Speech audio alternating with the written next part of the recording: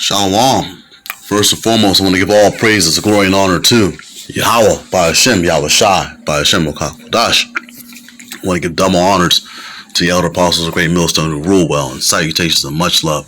Rest you, sincere Aki, and pushing the word in truth and sincerity. This is the Cleric Azar coming to you with another lesson. Oh my God, I am continuing in my lot to bring you my ongoing series from Excerpts of Hollywood, This Factory of Perverseness. Another observation of predictive programming, how art imitates life and vice versa. Just a reminder, the purpose of my videos is to show correlations. A correlation is an observation of a mutual relationship or connection between two or more things. I use movies to extract or extrapolate a narrative. I'm not glorifying the Hollywood culture or life. I have a wide knowledge of films, whether they be foreign or domestic, and I just use them as an example to bring out similarities and those correlations. To quote Cecil B. DeMille, the greatest source of material for motion pictures is the Bible. I call this lesson Repeated Themes Used Again by E. The image I have on display is from a film I watched in the past, of course being the truth I reflected on this particular movie. And let me just start off by saying a quick disclaimer. Salakia, Baba Kasha, please forgive me. For the past week and a half, I've had a severe sore throat that disallowed me from using my voice. So this is my first time bringing back another lesson in that particular absence. And I can still tell that my voice is still a little bit strained. So please bear with me. Baba Kasha. This movie was released on May 20th, 1988. The title of it is Willow, directed by Ron Howard. All right. Let's get right into it. Basically, I was watching the Disney Plus trailer because it must have been like a Disney Day promotion or something, and they're basically bringing back or a sequel to this particular film, and I had to refresh my memory about how this original film played out. But the quick synopsis for you, for guys who haven't seen it. Once again, this movie released on May 20th, 1988. The title of it is Willow, directed by Ron Howard. The synopsis was to prevent the fulfillment of prophecy. Here we go, prophecy. See how Esau, he'll throw it in a movie and make it be fiction, and make it so important that in this particular movie that prophecy is so important.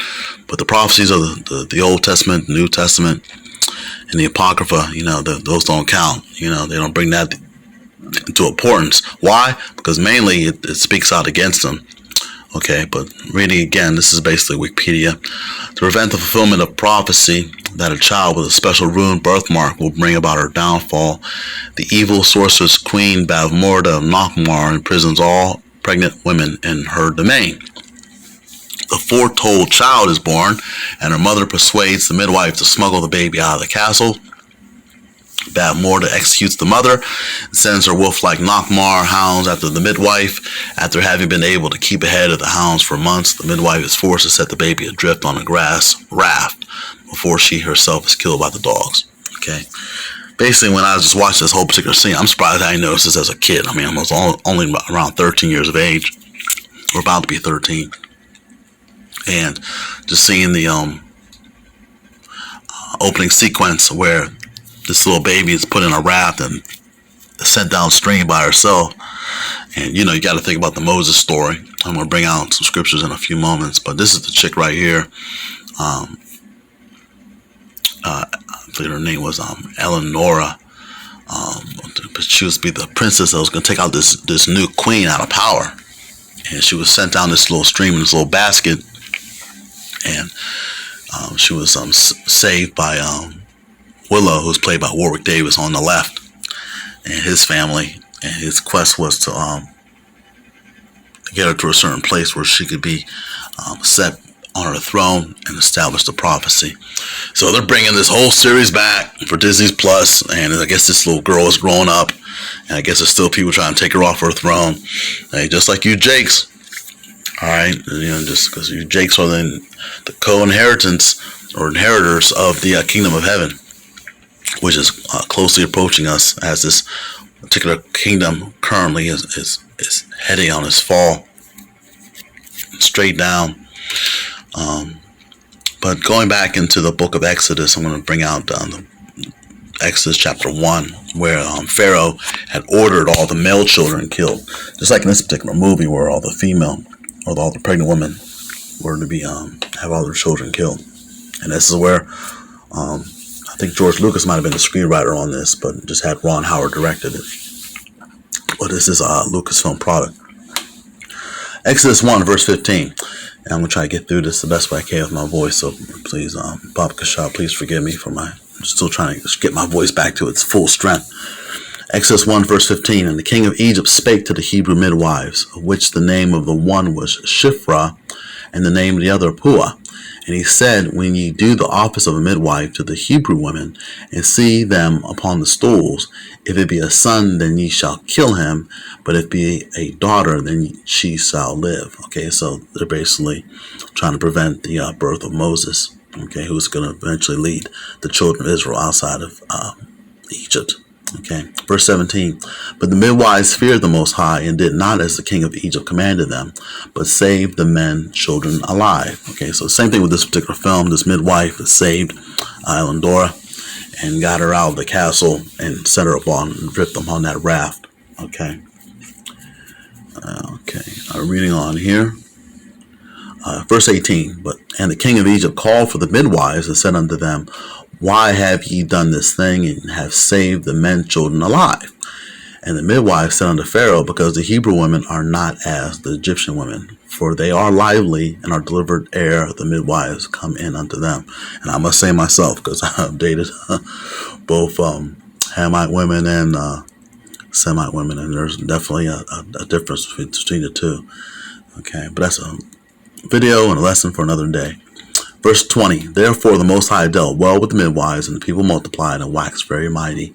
And it came to pass, because the midwives feared the Most High, that he made them houses. And Pharaoh charged all his people, saying, every son that is born ye shall cast into the river, and every daughter ye shall save alive. It also shows you how the lineage comes through the male. All right, if you take out the male, then you can take the women for yourself, and you can procreate your own lineage. Okay. Going into the birth of Moses in Exodus chapter 2, we're going to start at verse 1. Exodus 2, verse 1, it reads, there went a man out of the house of Levi and took to wife the daughter of Levi. And as you can see, Moses was of the tribe of Levi. So all these people that consider themselves smart in the church, they always want to either say Moses was a Jew, or they might know Moses was an Israelite, but they can't answer what particular tribe he was from, and he was from the tribe of Levi. Verse 2, and the woman conceived and bare a son, and when she saw him that he was a goodly child, she hid him 3 months. And when she could not longer hide him, she took for him an ark of bulrushes, and daubed it with slime and with pitch, and put the child therein, and she laid it in the flags by the river's brink.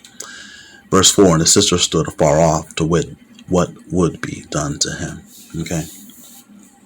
And so you basically know the story of that. But just bringing up the specifics so I can show you the correlation between this particular film. Who knows? Now, they may even go into some flashbacks of how this Princess Elandora eventually got saved in the first film. And bring it up to speed to whatever they're going to be doing with this new series. But I'm going to check it out. I'm going to end it on this. I always like to end my videos on a good note with some type of silver lining, and there is light at the end of the tunnel. So in other words, there is a happy ending. Being the fact that this is a story of Willow is a total ripoff of the biblical story of how Pharaoh ordered the male children killed, as well as the birth of Moses. Ecclesiastes chapter 1, verse 9. The thing that has been, it is that which shall be, and that which is done is that which shall be done.